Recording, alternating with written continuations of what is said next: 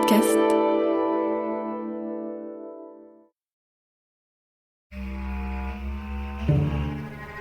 Bienvenue dans les archives du crime.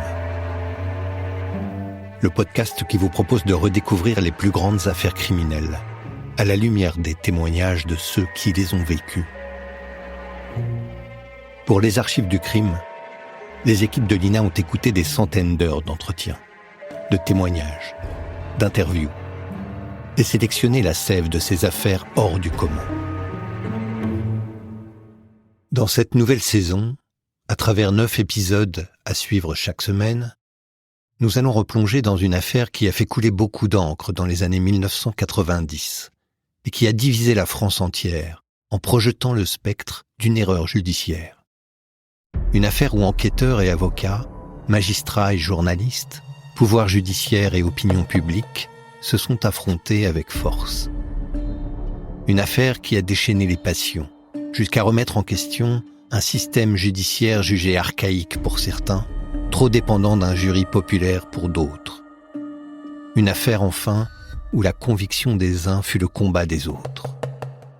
L'affaire Omar Haddad.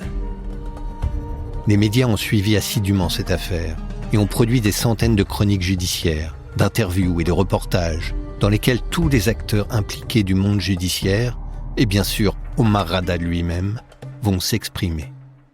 Car l'affaire Omar Haddad contient tous les ingrédients d'un bon polar.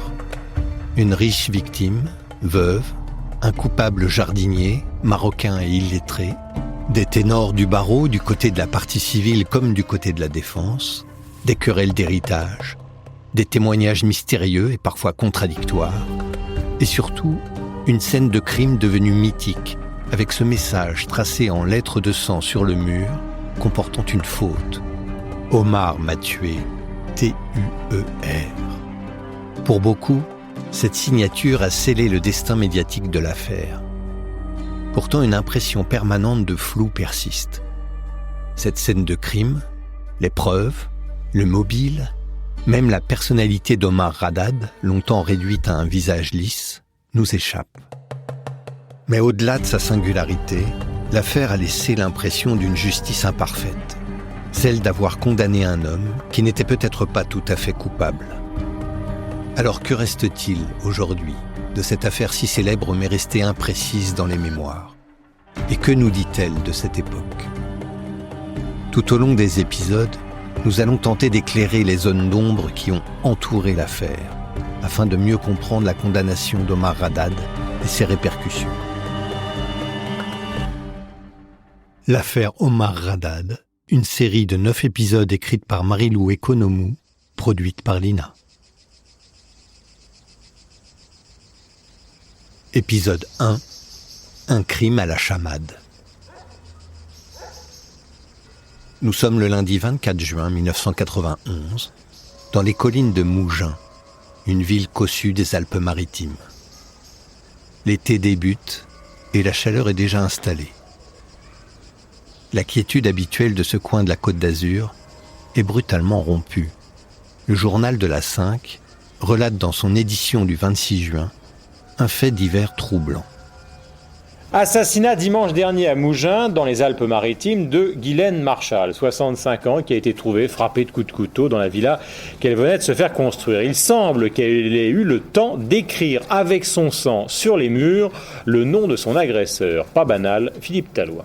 C'est en lettres de sang qu'un prénom, Omar, est apparu aux gendarmes de Mougins, appelé chez Madame Marchal par des voisins, inquiets de ne pas l'avoir trouvé chez elle dimanche après-midi, dans une maison restée ouverte. Le crime a dû avoir lieu passé midi, car Madame Marchal a répondu au téléphone jusqu'à cette heure-là. Cette belle femme énergique de 65 ans, dont le corps partiellement dévêtu a été retrouvé lundi dans la chaufferie fermée à clé, aura employé ses dernières forces à dénoncer l'auteur des multiples coups de couteau qui l'ont tué. Dans le quartier, c'est la stupeur. Bien sûr, les cambriolages sont assez courants. Mais un meurtre, ça n'est jamais arrivé. Au moment des faits, Ghislaine Marchal est une jeune retraitée.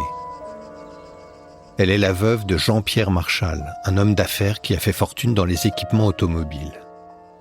Elle n'est pas millionnaire, mais elle a une vie confortable qu'elle partage entre la Suisse et la France. Sa vie pourrait ressembler à un roman de Françoise Sagan. C'est d'ailleurs peut-être pour cette raison que Ghislaine Marchal a baptisé sa maison La Chamade, comme le titre d'un livre de Sagan, paru en 1965. Madame Marchal a cessé de donner signe de vie le dimanche 23 juin. Elle était invitée à un déjeuner d'anniversaire chez des voisins, mais ne s'y est pas rendue. Le lundi 24 au matin, plusieurs amis et voisins viennent sonner à sa grille. Ils s'inquiètent et appellent alors la société de gardiennage qui s'occupe de la propriété. La porte d'entrée n'est pas verrouillée. L'alarme n'a pas été mise. Il n'y a ni trace d'effraction, ni trace de cambriolage. La chamade est fouillée de fond en comble, mais Ghislaine est introuvable.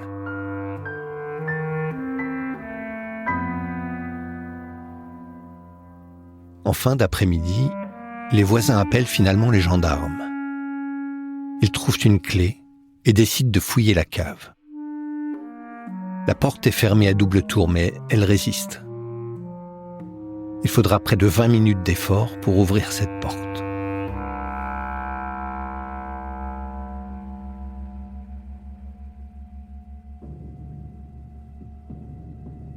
Les gendarmes évoluent dans cette cave jusqu'à tomber sur le cadavre de Ghislaine Marchal. La jeune retraitée est allongée de tout son long, face contre terre, les bras sur le sol en avant du corps, vêtue de son seul peignoir de bain, ensanglanté, retroussé vers le haut, au-dessus de la taille. À proximité immédiate du corps, les gendarmes font face à un élément troublant qui va faire basculer l'enquête. On retrouve à 2 endroits de la cave, sur un mur et sur une porte, la même phrase écrite, vraisemblablement à la main, « Omar m'a tué ». La phrase écrite est de couleur brune. Les analyses ne tardent pas à tomber. Il s'agit bel et bien du sang de la victime. Des lettres de sang, du jamais vu dans une affaire de meurtre. Mais alors, qui est Omar ? L'homme désigné par ce message macabre. Rapidement, les enquêteurs auditionnent les premiers témoins.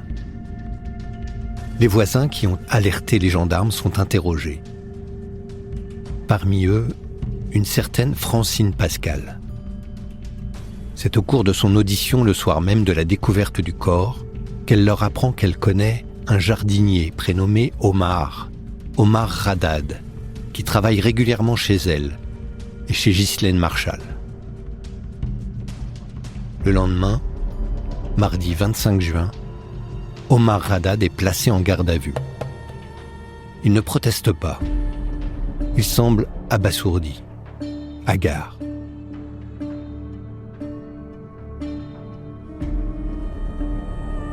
À ce stade, pour beaucoup, l'affaire paraît simple, presque trop simple. Un meurtre sans témoin, une accusation écrite en lettres de sang, un suspect tout désigné. Et pourtant, dès le début de l'enquête, les premiers doutes apparaissent. Le 27 juin, soit 3 jours après le meurtre, les médias relaient en boucle les premiers éléments de l'enquête qui sont loin d'apporter une réponse claire sur l'implication du jardinier. Il y a d'abord la voisine, Francine Pascal, qui témoigne dans le journal de 13h de France 2, à l'époque Antenne 2, du 27 juin, présenté par Philippe Lefay. Je suis à peu près sûre que c'est pas possible que ce soit lui, étant donné qu'il travaillait toute la journée chez moi ce jour-là, et que je ne l'ai pas vu partir un seul instant. Je n'étais pas derrière lui tout le temps, et que c'était un grand travailleur et un garçon honnête, gentil, doux et surtout travailleur, qui vivait pour sa petite famille, et voilà. Ce jour-là, il est arrivé à quelle heure chez vous ? Il est arrivé à 8 heures du matin, il est parti à 5 heures de l'après-midi de chez moi. Il n'aurait pas pu s'absenter ?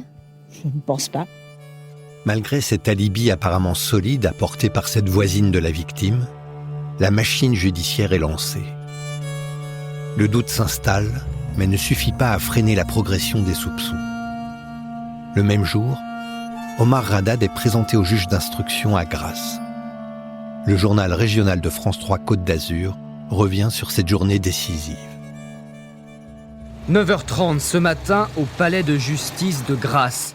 Le suspect numéro 1 dans cette affaire, Omar Haddad, est convoqué par le juge d'instruction qui doit prendre la décision de l'inculper ou de le relâcher. L'entretien dure près de 4 heures, preuve de la complexité de ce dossier. En effet, le juge n'a ni mobile ni pièce à conviction permettant d'accuser le jardinier de Madame Marshall. Mais il estime que la riche propriétaire de la villa est l'auteur de la fameuse inscription en lettres de sang « Omar m'a tué ». Aussi, il décide d'inculper d'homicide volontaire Omar Haddad, qui est aussitôt écroué à la prison de Grasse. De son côté, le jardinier nie être l'assassin. 2 éléments jouent en sa faveur. D'abord, il affirme s'être rendu à Toulon à l'heure du crime.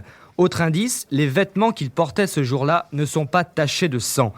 Pour résoudre le mystère qui entoure cet assassinat, le juge devra attendre le résultat de l'expertise graphologique et de l'autopsie du corps qui auront lieu demain. Alors seulement, on saura si, avant de mourir, Ghislaine Marshall a eu la force nécessaire pour écrire sur le mur de la chaufferie cette phrase qui accuse le jardinier, ou au contraire, s'il s'agit d'une mise en scène destinée à tromper les enquêteurs. Pour le moment, cette dénonciation en lettres de sang est le seul indice qu'ont pu récupérer les enquêteurs. Il n'y a ni empreinte, ni arme du crime, et les analyses ADN, encore balbutiantes à cette époque, n'ont rien donné.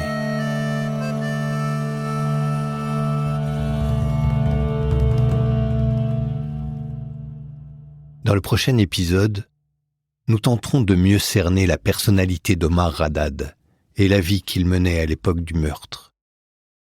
Nous reviendrons également sur les premiers éléments de l'instruction et sur les mobiles que les enquêteurs vont avancer. Et nous entendrons Maître Baudou, l'un des premiers avocats d'Omar Haddad.